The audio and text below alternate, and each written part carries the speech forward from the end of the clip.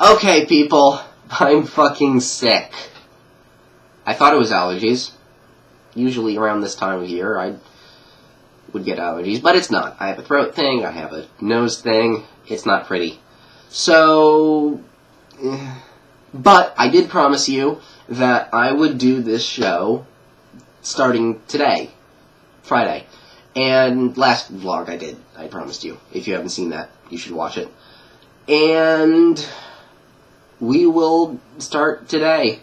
Now, I also said I'd start off light, which I will. We are going to talk about video games that have been turned into television shows. Now, a lot of the times this doesn't turn out too well. There are a few subjects in television shows time would like to forget, and the characters themselves. But there are those rare few that do turn out very well. Today, we are going to talk about one of those characters. The show in question is based off of a character known from Nintendo. And they're really fun characters. I love them so much. Oh, jeeping jungle bugs! How much longer do we have to babysit this coconut for Cranky? I'm starved! Tell me about it. The only reason I even offered to babysit is because Tuesdays are when Candy brings Cranky one of her banana cream pies. No, not that character. Strangely, I don't like him as much. No, I'm talking about another character. Time for a new day. But as we always say, neatness counts. That's right, Mario. And by the way, With a little piece of spaghetti on your overalls. You, Luigi. And you have a little bit of spaghetti sauce on your shirt, as usual. Oh, really? No. Although, technically, that is another topic for another show. No, I'm talking about one that I own a lot of the games. I love this character. Nice job, hero. Hey, excuse me, princess. No! My computer hates me right now, doesn't he? You're the reason why I'm doing this a third, fifth time. Alright? Seriously. It's messing up the recordings. My recordings. No, let me just do this myself. I'm talking about a Star Warrior. See, I'm sick. I don't get these things much. Star Warrior, people. I'm talking about Kirby. Kirby. Yay, Kirby!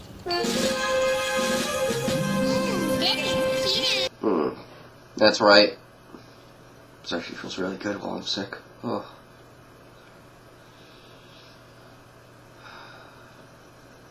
What? It's gotta be impossible, but your name wouldn't happen to be Kirby. Kirby! Kirby! That's Kirby? The Star Warrior? It's so pink! Kirby had a show, people. And it was a fucking good one, too. I would rate it on one of my top 5 television shows of all time favorite shows. Okay? Not just because I watched it as a kid and it was my Saturday morning favorite. No. In doing this, I had to, look back and look at some more old shows from his show. And they are still good. Oh. That's the telltale sign of a good cartoon. When you remember them as a child as so good, you just couldn't live without them, and then years pass and you're much, much older, and then, the memories just keep flooding back and wonderful stuff happens. Either way, this was a fucking awesome show. So what makes this show great? So great. Is it the jump from intro song from Japanese?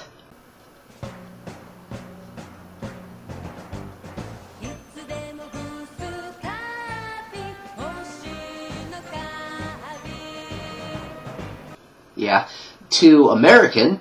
Kirby, Kirby, Kirby, that's a name you should know. Kirby, Kirby, Kirby, he's the star of the show. He's more than you think, he's got maximum pink. Kirby, Kirby, Kirby's the one. He comes right, bat-dat-cha. He comes right, bat-dat-cha. Give it all that you got, take your very best shot. It's in the right, bat-dat-cha for sure. Well, it helps. It really does help. I personally think that intro is a little weird for me. Is that saying something? I think it's the characters. And not just the main characters that we all know and love. Kirby, King Dedede, and Meta Knight. Yes, all three of those are in the show. And it's wonderful. And NME. He makes a couple appearances now and then. But let's start small. Let's start off with the smallest of the characters. Well, no, not the smallest of the characters. No, let's talk about the main character himself. Kirby. That little ball of... Well, I'm not really quite sure. He is Kirby. He acts like Kirby. He battles like Kirby. He is Kirby. In a nutshell, animated form, wonderful. I think it's a he. Personally, I think it's a he. But he's not the only main character. King Dedede is in here. Now, this is where the problems of most television shows that derive their content from games come from. The voices. And I'm not talking about the voice actors. I'm talking about the actual voice given to the character. In Brawl, for instance, King Dedede was given the voice of, well, more noises, of deeper, more auto-tuney though.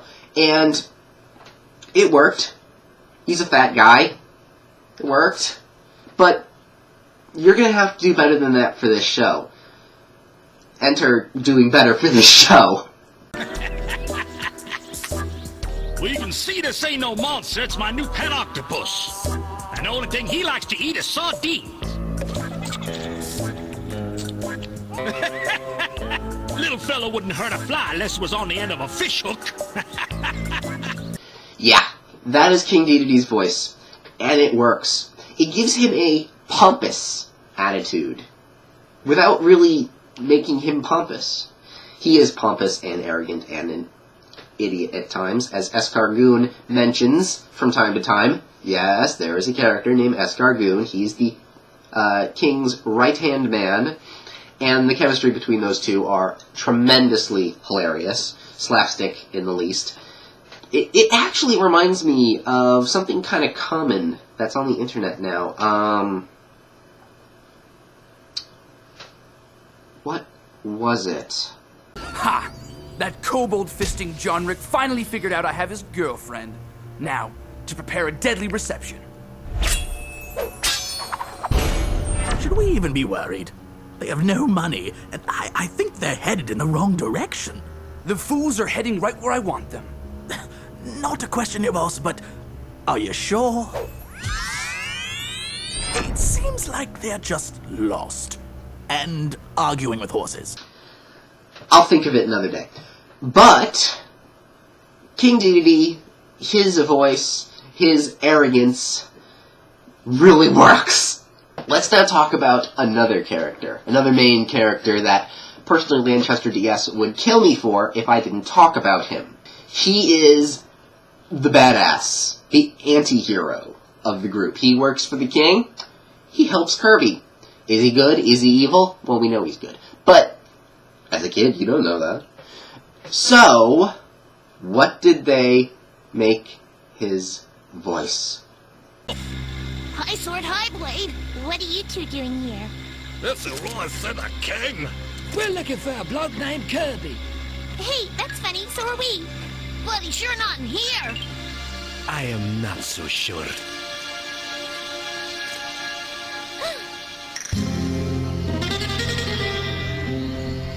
They made him fucking Zorro. No, not the One Piece character. The Mexican bandito himself, who actually existed, look it up, it's actually quite interesting history.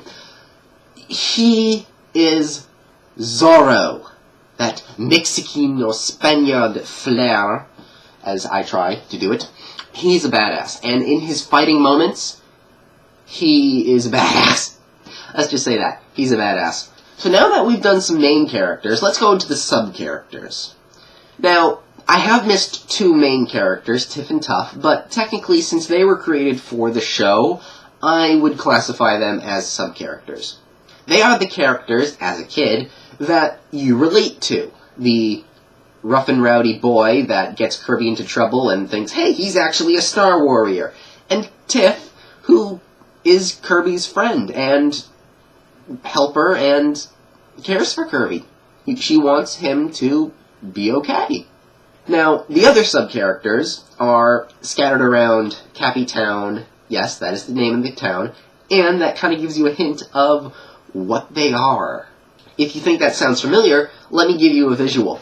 Cappies are those little mushroom people in the game that walk around, and then once you suck up their mushroom cap, they go woo woo woo, kind of dead eyes, inside. And they have been formed into characters. The town is full of them.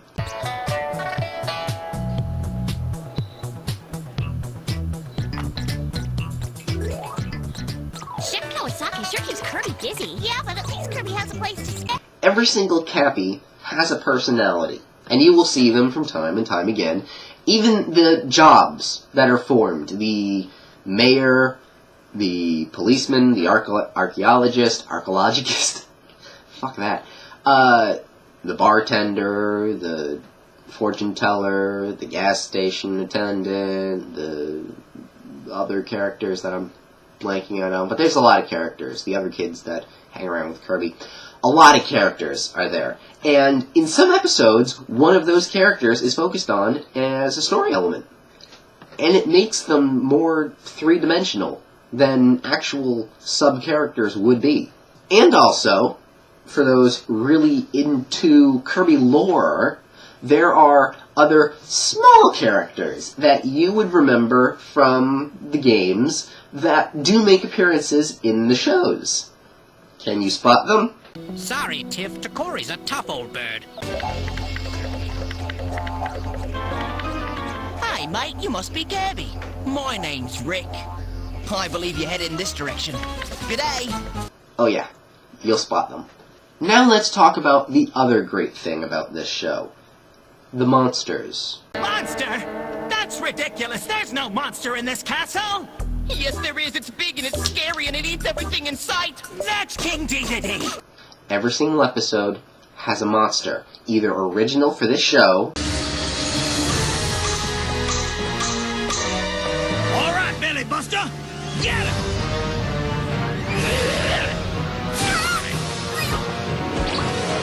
Or one of our favorite monsters from the games.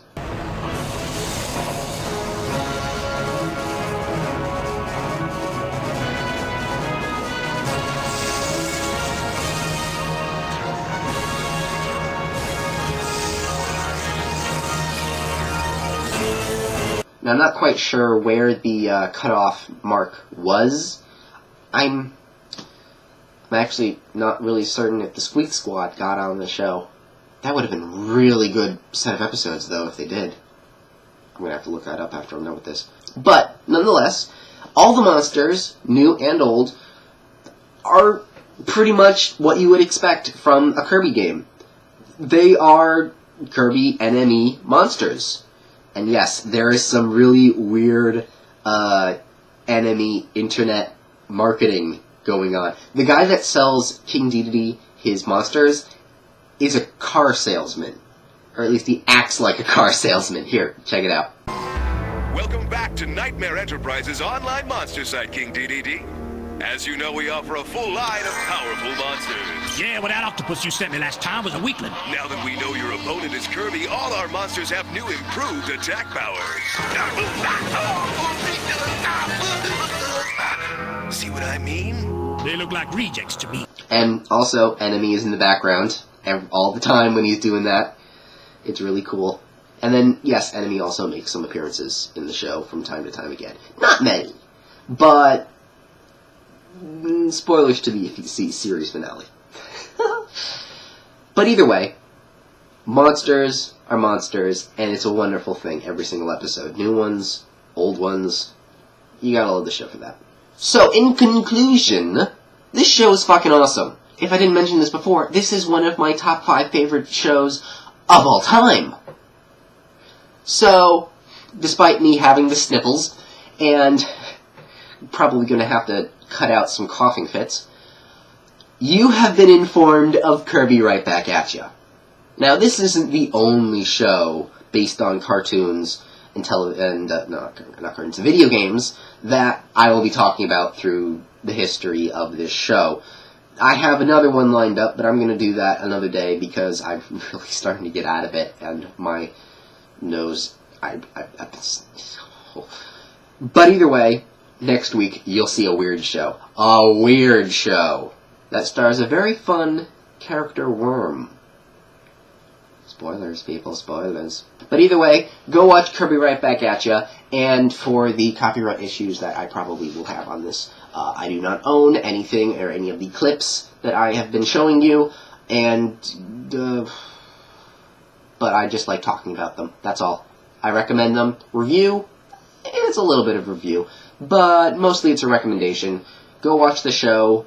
I'm not going to say to torrent, you should not do that, but if you are extremely inclined, I will... well, you should probably buy the DVD set. If there is a DVD set. If there's a DVD set, I want it. I'm gonna go on Amazon.